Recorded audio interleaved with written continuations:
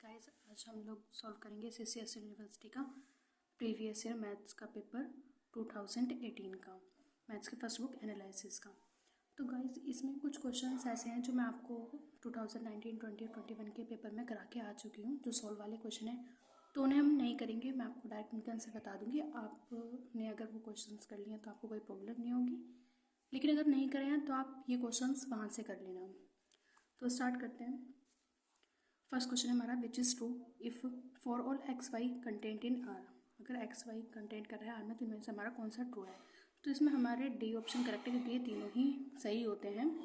ये हमने last video में प्रूव भी किया था, पर इसमें मैं बता देती हूँ, अगर आप यहाँ पे वैल्यू लेट करेंगे, एक्स और वाई की वैल्यू लेट करो और इनमें से कोई भी है तो दोनों ही नेगेटिव मान लेना, चाहे एक नेगेटिव एक पॉजिटिव कर लेना।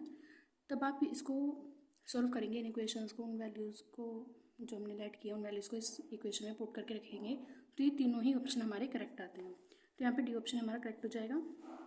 Next question, if F Z equals to modulus of Z के square then which is true. A, F Z is continuous everywhere. B, F Z is differentiable at Z बराबर 0। F Z is differentiable everywhere. तो इसमें से हमारा D option correct होता है, both A and B, क्योंकि ये कंटिन्यूस होता है एवरीवेयर, हर जगह कंटिन्यूस होता है, और ये डिफरेंशिएबल होता है ओनली जेड बराबर 0 पर। Third question, which integral is divergent. इनमें से कौन सा इंटीग्रल है कि जो कि डाइवर्जेंट है। तो देखो यहाँ पे लिमिट है, इन्फिनिटिव है यहाँ पे।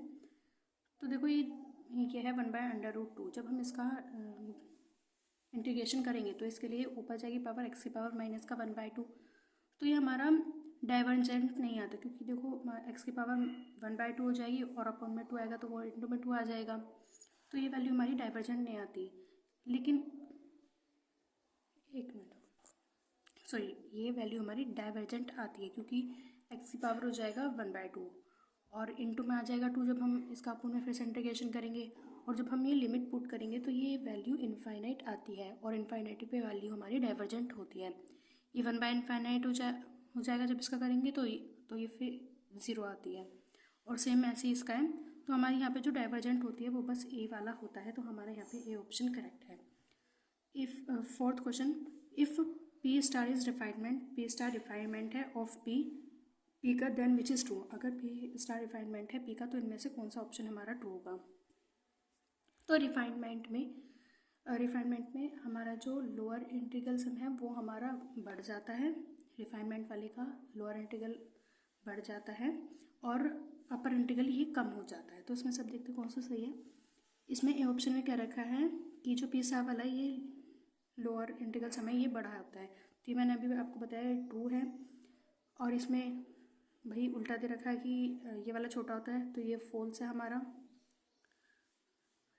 सी ऑप्शन है यू पी स्टार एफ, ये छोटा हो जाता है यू पी एफ से, तो ये बात सही है। हमारा पी स्टार वाला यानी कि जो अपर इंटीग्रल सम है ये कम हो जाता है। तो यहाँ पे हमारा डी है, बी, ए एंड सी, तो यही ऑप्शन हमारा करेक्ट हो जाएगा, क्योंकि ये वाला और ये वाला हमारा दोनों सही है। Fifth question, the limit point of 1/n sequence 1/n is does not. A option belongs to the range set, ये रेंज सेट से बिलोंग करता है। B 0, C -1, both A and B.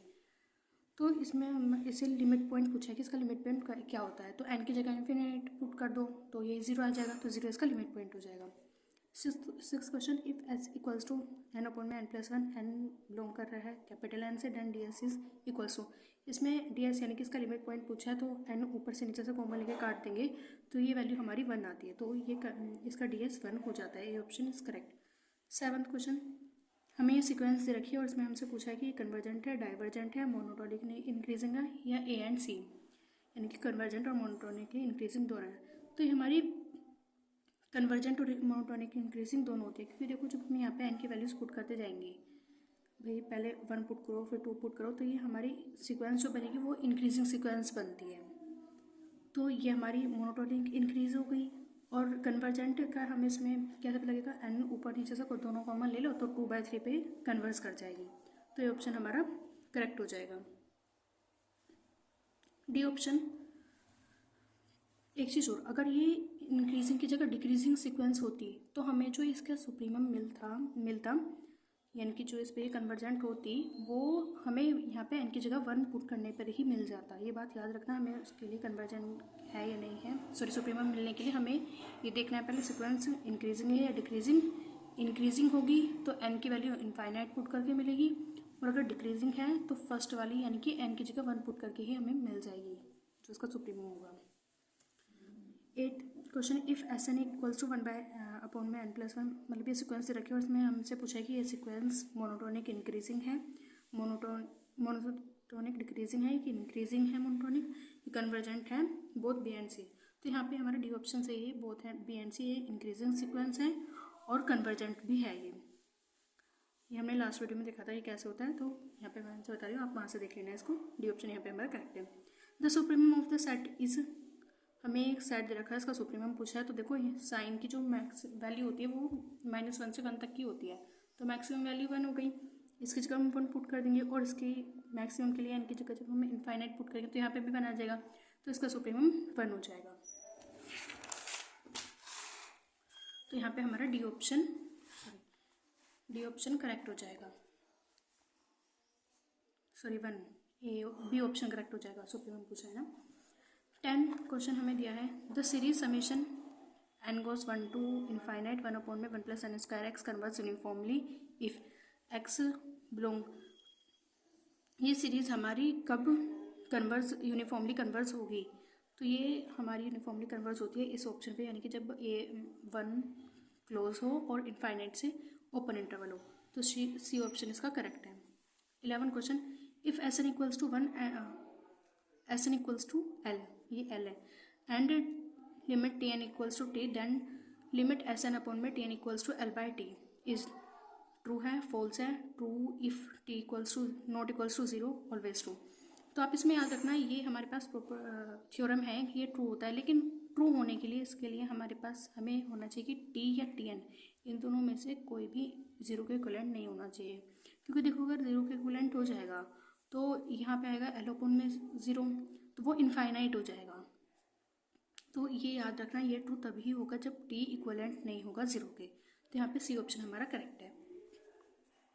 12, the infimum of the set S equals to S such that x belong कर रहा है R positive से, यानी कि पॉजिटिव रियल नंबर से, एंड मॉडुलस ऑफ एक्स बड़ा हो 5.8 से। हमें इसका इन्फीमम बताना है जब हमारा मॉडुलस ऑफ एक्स बड़ा है 5.8 से।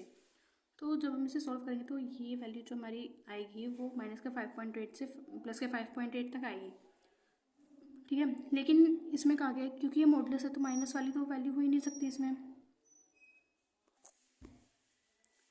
इसमें एक चीज़ भूल गए, इसमें 5.8 से बड़ा है x, तो इसमें एग्जिस्ट नहीं करेगा, क्योंकि इसमें कहा गया है 5.8 से बड़ा है, लेकिन 5.8 के बराबर कहते तो भाई 5.8 ही हो जाता, लेकिन 5.8 से बड़ा तो कोई भी डिजिट हो सकती है, तो इसका इन्फीमम एग्जिस्ट नहीं करेगा, तो डी ऑप्शन हमारे यहाँ पे करेक्ट होगा।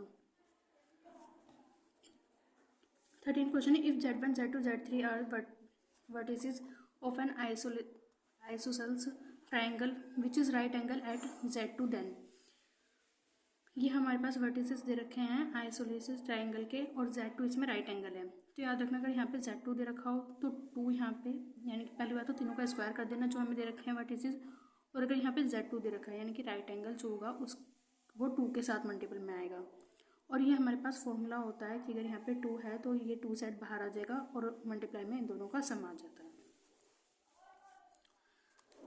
Next question, which is not true, इनमें से कौन सा ट्रू नहीं है। ए सीक्वेंस दे रखी है 1/n, ये कन्वर्स करती है 0 पर, तो ये बात सही है भाई, 1/n प्रिंटिव करेंगे तो 0 आ जाएगा, तो ये 0 पे कन्वर्स करेगी। बी समेशन करेगा सीक्वेंस 3n अपॉन में n + 5n की पावर 1/2 कन्वर्स करती है 3/5 पे, तो जब आप इसमें n की वैल्यू पुट करते जाएंगे तो 3/5 नहीं आएगा, यानी कि कन्वर्स नहीं करेगी हमारे, तो ये बी ऑप्शन हमारा करेक्ट हो जाएगा।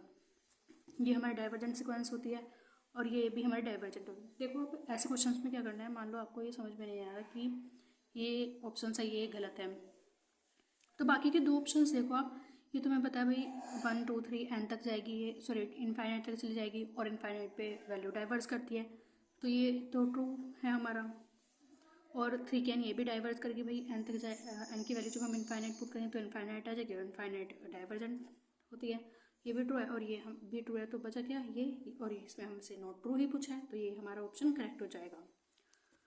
तो और एक चीज़ और, आप आंसर टिक लगाने से पहले सारे ऑप्शंस पढ़ लेना भाई। मान लो आपने बी देखा, यहाँ पे बी ही ट्रू लगा दिया, लेकिन नेक्स्ट अगर मान लो आपने पढ़ा भाई आगे भी तो हो सकता है, मान लो ये आपने थोड़ा कन्फ्यूजन में ही लगा दिया, लेकिन आगे आपको क्लियर पता है कि हाँ ये वाला ऑप्शन हमारा करेक्ट था, तो वो तो गलत हो जाएगा फिर।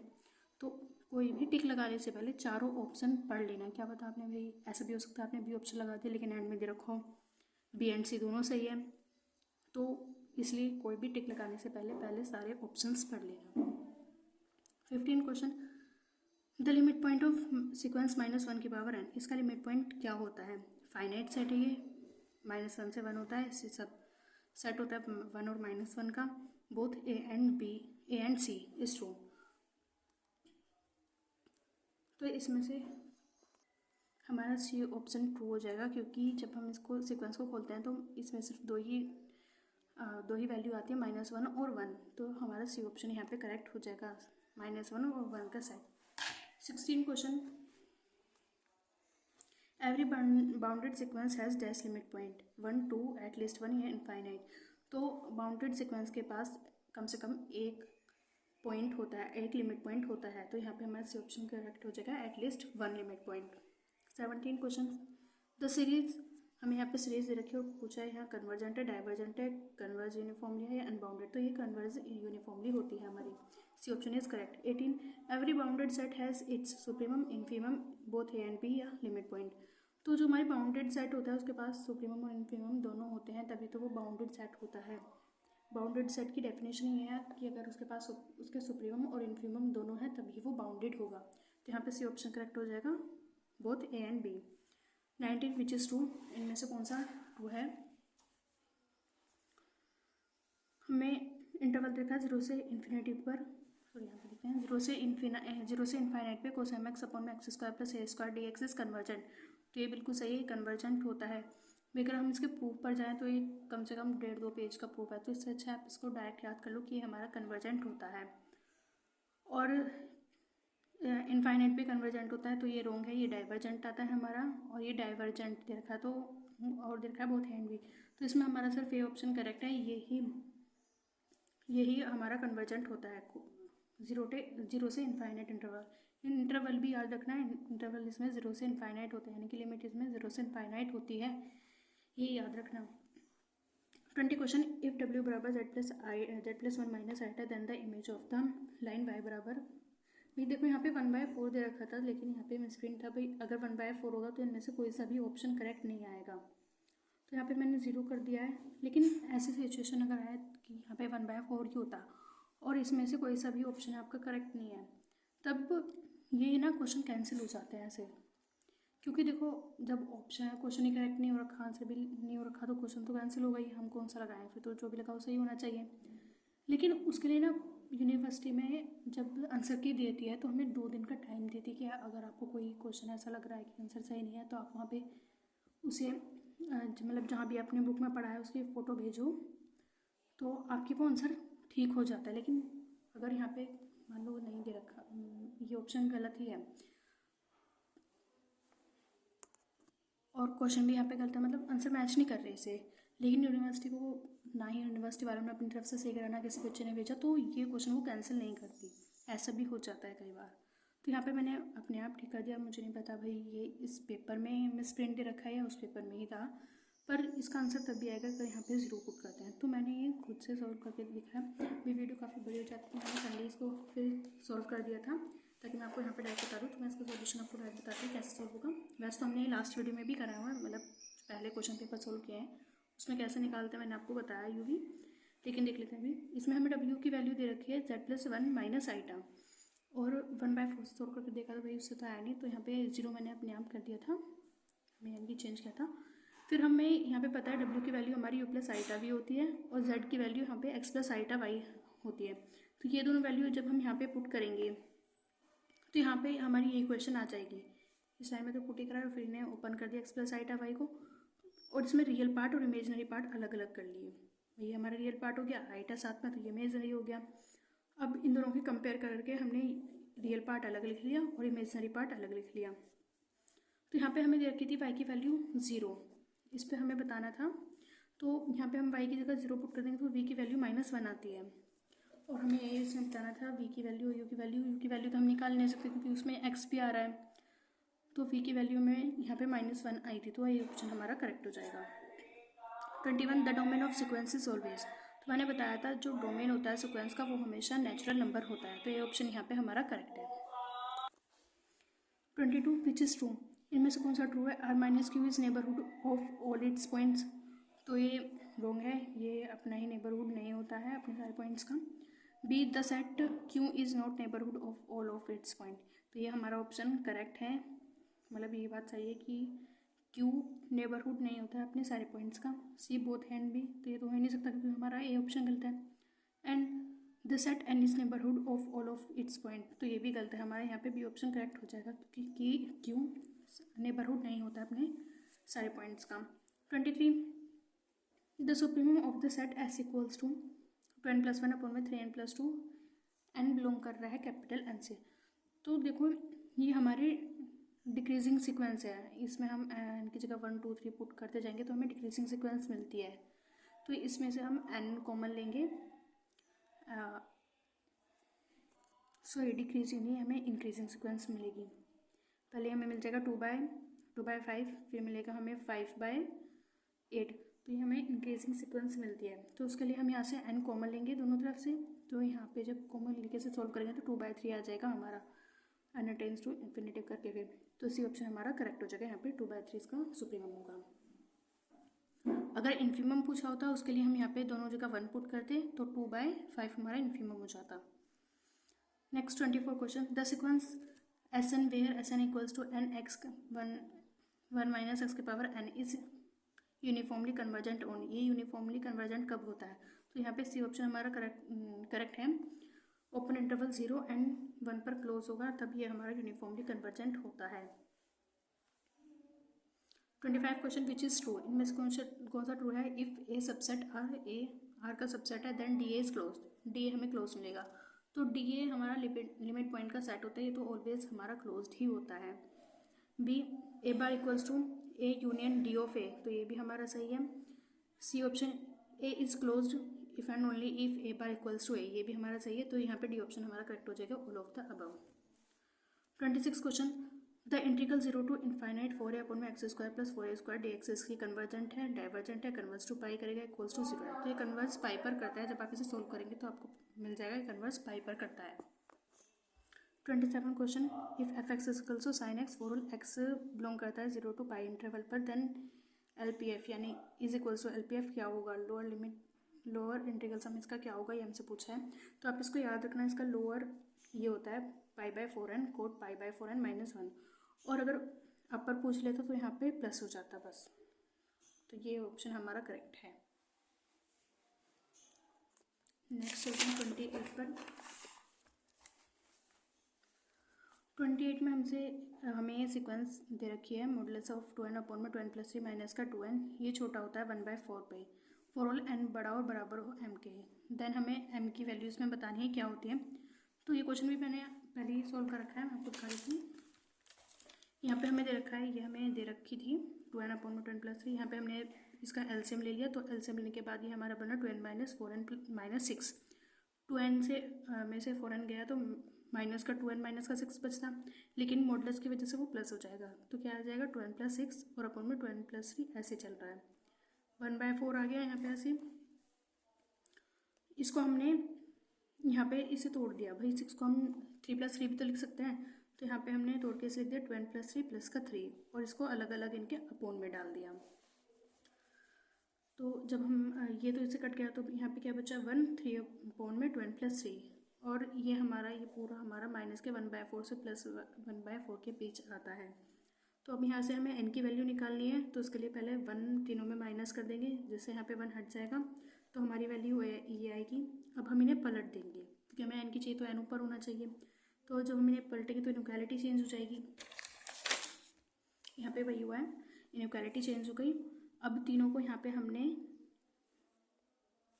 1 मिनट जब यहाँ पे पलट दिया तो अब इनइक्वालिटी चेंज हो गई, तो हमने इसे सीक्वेंस से लिख लिया है, यानी कि इसको इधर करके लिख लिया है। बाकी देखो इसको हम ऐसे लिख सकते हैं, अब देखो चाहे बस क्या करा है, वही इधर वाला इधर कर लिया, बाकी साइन तो सारे वही है ना। तो अब यहाँ पे हमने 3 से मल्टीप्लाई कर दिया तीनों में, तो यहाँ से 3 हट गया, ये वैल्यू आ जाएगी हमारी। अब यहाँ पे हमें एन की वैल्यू चाहिए, तो पहले 3 से माइनस कर दिया, फिर यहाँ पे हमने 2 से डिवाइड कर दिया, तो ये वैल्यू जो हमारी एन की आएगी वो इस इंटरवल के बीच आएगी। और जो हमारे ऑप्शंस दे रखे हैं, तो देखो माइनस का 7/2, माइनस के 15/2, यानी कि इनके बीच में हमारा कोई भी ऑप्शन नहीं है, तो यहाँ पे हमारा डी ऑप्शन करेक्ट हो जाएगा, none of the above. 29 question, if S N equals to √n+1 minus का √n, then limit S N equals to, तब इसकी लिमिट क्या होगी।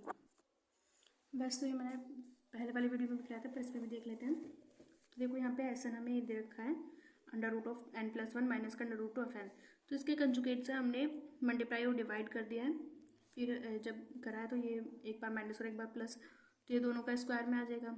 हमें भाई पता है a² - b² का फॉर्मूला होता है a+b इंटू में a-b, तो उसी से ये हमने बंद कर दिया यहाँ पर, और लिमिट चलती रहेगी।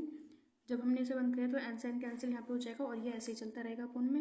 यहाँ पे आ गया 1/√n+1 प्लस का √n, limit n tends to infinity, अगर हम पुट करेंगे तो 1/∞ आ जाएगा, जो कि इक्वल्स होता है 0 के, तो 0 हमारा यहाँ पे करेक्ट आंसर हो जाएगा, यानी कि ये ऑप्शन यहाँ पे हमारा करेक्ट है।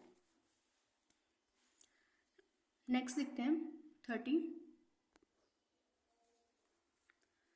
If A open interval 2 to 7 then A bar is equals to, तो ए बार अगर हम ओपन इंटरवल का ए बार लेते हैं तो वो ओपन से क्लोज में चेंज हो जाता है, तो यहाँ पे हमारा सी ऑप्शन करेक्ट हो जाएगा। 31 question, the integral -∞ to ∞ e⁻⁻x dx, तो ये हमेशा डाइवर्जेंट होता है कब, अगर हमारी दोनों लिमिट इनफाइनाइट आ जाए तो वो हमेशा डाइवर्ज ही आएगा, डाइवर्जेंट ही होगा, तो सी ऑप्शन यहाँ पे हमारा करेक्ट है। 32, विच इज़ ट्रू, इनमें से कौन सा ट्रू है। बी सबसेट है ए का, बी अगर ए का सबसेट है तो उनके डाइव सेट भी बी का डाइव सेट ए के डाइव सेट का सबसेट होगा, ये बात ट्रू है। अगर ए इंटरसेक्शन बी का हम डाइव सेट लें तो वो अलग अलग के इंटरसेक्शन के बराबर होता है, ये भी सही है। यूनियन भी अलग अलग के यूनियन के बराबर होता है, ये बात भी सही है, तो डी ऑप्शन यहाँ पे हमारा करेक्ट हो जाएगा, ऑल ऑफ द अबव। एक चीज़ और इसमें याद रखना, कई बार इसमें ऐसा होता है कि भाई जब 3 ऑप्शन दिए हैं और डी हमें दे दिया ऑल ऑफ द अबव, तो आप याद रखना इसमें कई बार ऐसा होता है कि ए बी ऑप्शन दोनों सही होते हैं लेकिन सी ऑप्शन सही नहीं होता, और हम ये सोच के लगाते हैं D option all of the above वाला ऑप्शन ये सोच के लगाए आते हैं कि 2 सही हैं, तो तीसरा क्या पता हम भूल रहे हो, तो डी करेक्ट हो जाएगा। तो ऐसा बिल्कुल भी मत करना, क्योंकि कई बार इसमें ऐसा, कई बार क्या मतलब ज़्यादातर पेपर में ऐसा हो ही जाता है कि एक क्वेश्चन तो ऐसा निकल ही जाता है जिसके 2 ऑप्शन करेक्ट होते हैं, तो आप ये ऐसा बिल्कुल मत करना कि अगर थर्ड पे शो नहीं हो तो ऑल ऑफ द अबव पे लगा दो, ठीक है। तो उस टाइप पे अगर ऐसा होता है कि दोनों ऑप्शन सही हैं तो आप उन दोनों में से कोई सा भी लगाओ, आपका ठीक माना जाता है। ओके, नेक्स्ट पे चलते हैं 33, if S N equals to x S Z, x belong कर रहा है आर पॉजिटिव से and limit S N equals to L दी है, तब देन एल बड़ा होना चाहिए, यहाँ पे एल हमारा 0 से बड़ा होता है, बी ऑप्शन यहाँ पे करेक्ट है, क्योंकि देखो इसमें कहा गया कि एक्स बिलोंग कर रहा है हमारा आर पॉजिटिव से, यानी कि ये एक पॉजिटिव रियल नंबर है, माइनस में तो हो ही नहीं सकता, तो यहाँ पे बी ऑप्शन हमारा करेक्ट आएगा। 34, the infimum of set S equals to x S Z, x belong कर रहा है आर पॉजिटिव से एंड एक्स छोटा है 7.7 से, तो देखो ऐसे में जो एक्स की वैल्यू आएगी वो -7.7 से प्लस का 7.7 के बीच आनी चाहिए, लेकिन यहाँ पे मॉडुलस है और रियल नंबर भी यहाँ पे पॉजिटिव है, तो माइनस में तो हो ही नहीं सकती, तो इसका जो इन्फीमम होगा वो हमारा 0 होता है, तो डी ऑप्शन हमारा यहाँ पे करेक्ट हो जाएगा। 35, विच इज़ ट्रू, इनमें से कौन सा ट्रू है। The set R is countable, R set countable होता है। The set R is R set is uncountable, ये ऑप्शन हमारा अनकाउंटेबल है। बी ऑप्शन में आर काउंटेबल होता है। C, there is no subset of countable set, countable set का subset नहीं होता। N is not countable, N countable नहीं है, हाँ, तो यहाँ पे ये ऑप्शन हमारा करेक्ट है, आर जो है वो हमारा काउंटेबल नहीं होता। भाई काउंटेबल कौन से होता है कि जो हमने अभी तक पढ़ा उसके हिसाब से ये जिनकी हमारी गिनती की जा सकती है वो काउंटेबल है, लेकिन ऐसा नहीं होता। काउंटेबल जो है वो चीज़ होती है भाई, बस गिनती स्टार्ट होनी चाहिए, ज़रूरी नहीं है कि वो अपने एंड पर हम सारी चीज़ों से गिन पाए, यानी बस एक पैटर्न होना चाहिए उनका, और उस पैटर्न में हम गिनती स्टार्ट होनी चाहिए। अब देखो रियल नंबर है, -1 भी है +1 भी है, तो इसका कोई पैटर्न नहीं होता कि जिस काउंट करने का पैटर्न हो जाए, तो इसलिए हमारा अनकाउंटेबल सेट होता है। लेकिन नेचुरल नंबर है भाई, 1 2 3 4 ये तो है ही, चलते रहेगा, तो इसको तो हम काउंट कर सकते हैं। तो ये काउंटेबल सेट होता है, अनकाउंटेबल होता है, और आर अनकाउंटेबल सेट होता है। 36 the reason of the Z square minus Z छोटा हो 1 से, जब ये 1 से छोटा हो तब इसका रीज़न क्या होता है, तो इसलिए हमारा फॉर्मूला है, डी ऑप्शन यहाँ पे हमारा करेक्ट है, r⁴ माइनस का 2r³ cos theta plus r² -1 जब छोटा होगा 0 से, तब हमारा ये रीज़न होता है, सॉरी ये रीज़न होता है इसका। 37 question, the value of the integral 0 to 1 1/√x, इसकी इंटीग्रल की वैल्यू क्या होती है। तो आप इस इंटीग्रल को सॉल्व करके जब इसकी लिमिट रखेंगे तो यहाँ पे 2 वैल्यू आ जाएगी, आप इसे खुद कर लेना, मैं तो बता देती हूँ। बस x की पावर ऊपर ले जाकर करेंगे, -1/2 ले जाकर तब इंटीग्रल सॉल्व करेंगे तो 2 वैल्यू आ जाएगी इसकी, ये ऑप्शन करेक्ट है यहाँ पे। 38 if s equals to 1/m + 1/n such that mn belong कर रहा है n से, देन ds इज, तो हमें इसका लिमिट पॉइंट का सेट बताना है, तो यहाँ पे डी ऑप्शन हमारा करेक्ट है, ये तीनों पेपर में आया है, तो ये इंपॉर्टेंट क्वेश्चन है, यहाँ पे डी ऑप्शन करेक्ट है। 1/n such that n belong करेगा कैपिटल N से और यूनियन हो सेट 0 का। देखो अगर यहाँ पे सिर्फ 0 लिखा होता ना तब भी ये सही नहीं होता, यहाँ पे सेट 0 ही होना चाहिए, और यहाँ पे जरूरी नहीं है m, यहाँ पे हम एक चीज़ को भी, एक को हम कॉन्स्टेंट कर लें, एक को लेट कर लें, दूसरे को बढ़ाते जाए, ऐसा भी तो हो सकता है ना, तो यहाँ पे अगर 1/m भी होता तब भी हमारा सही होता। Next question 39 if x1 equals to √7 and xn plus 1 equals to √7 plus n xn, then xn converges to, तब xn अगर हमारे पास x1 की वैल्यू दे रखी है, n + 1 की दे रखी है, तभी कन्वर्स किस पर करेगा। ए पॉजिटिव वैल्यू, पॉजिटिव रूट इसका इससे मिलेगा हमें, सी 7 और D all of the above.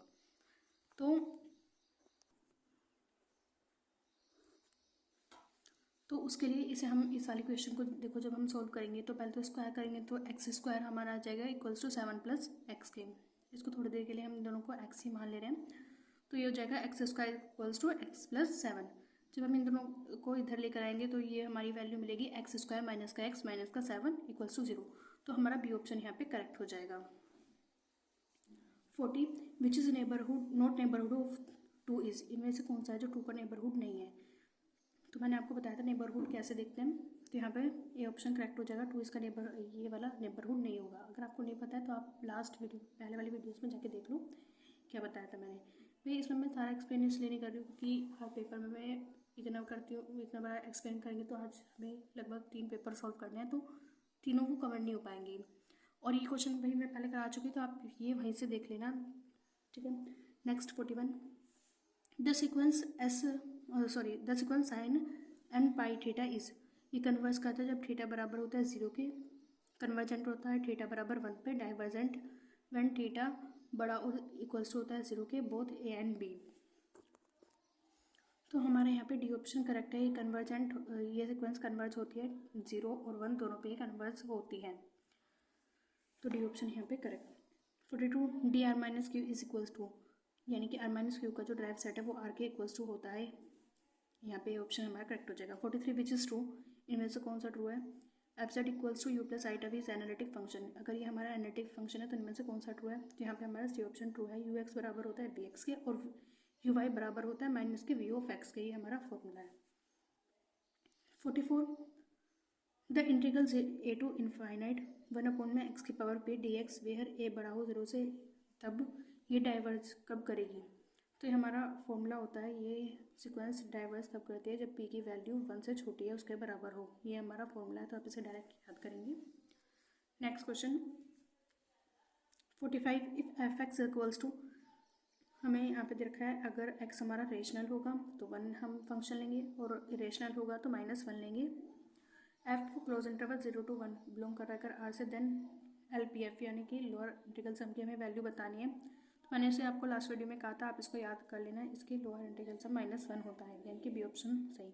एक चीज़ और, ये क्वेश्चन हमारा पूछा जाता है, ज़्यादातर पूछा जाता है कि अगर हमें एक वैल्यू रेशनल पे दे रखी हो एक इरेशनल पे, तो वो कभी भी राइमन इंटीग्रल नहीं होता, यानी कि हर इंटीग्रल नहीं होता, ये बात याद रखना।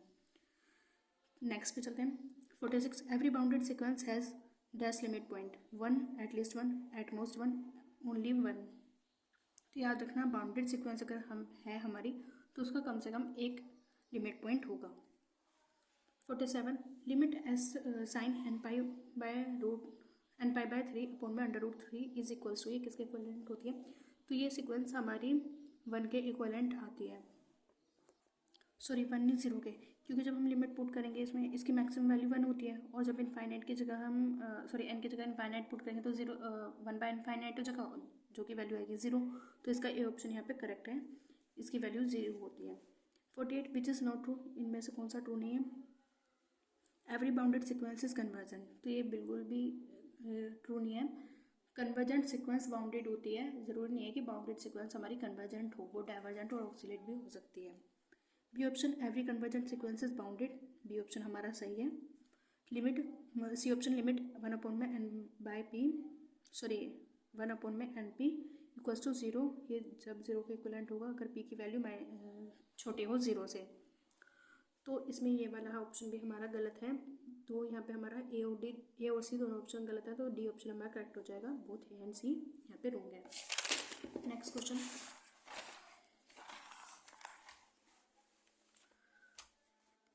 49 क्वेश्चन, द सीरीज इज हमें यहाँ पे सीरीज दे रखी है, उसमें पूछा है कन्वर्जेंट है, डाइवर्जेंट है, यूनिफॉर्मली कन्वर्जेंट है या अनबाउंडेड है। तो यहाँ पे हमारी यूनिफॉर्म कन्वर्जेंट सीक्वेंस है, तो सी ऑप्शन हमारे यहाँ पे करेक्ट हो जाएगा। Next the set D Q is equals to, तो क्यू का जो ड्राइव सेट होता है वो आर के इक्विवेलेंट होता है, मैंने आपको लास्ट वीडियो में बताया था, तो यहाँ पे ए ऑप्शन इसका करेक्ट है। तो आज के लिए हम इतना ही रखते हैं, बाकी हम नेक्स्ट वीडियो में पढ़ेंगे। तो अगर आपको कोई भी प्रॉब्लम आती है तो आप मुझे कमेंट करो, और जो प्रीवियस वीडियोस हैं उनकी मैं प्लेलिस्ट आपको डिस्क्रिप्शन में मेंशन कर दूँगी, अगर आपको देखनी है तो आप वहाँ से भी देख सकते हो। इसके जो क्वेश्चंस हैं मैंने ज़्यादा उसमें सॉल्व कराए हुए हैं, तो आप वहाँ से देख लेना इन्हें, और अगर कोई भी प्रॉब्लम आती है तो आप मुझे कमेंट करो। वीडियो अच्छी लगे तो लाइक करना, शेयर करना और चैनल सब्सक्राइब ज़रूर कर लेना। तो बाय गाइस।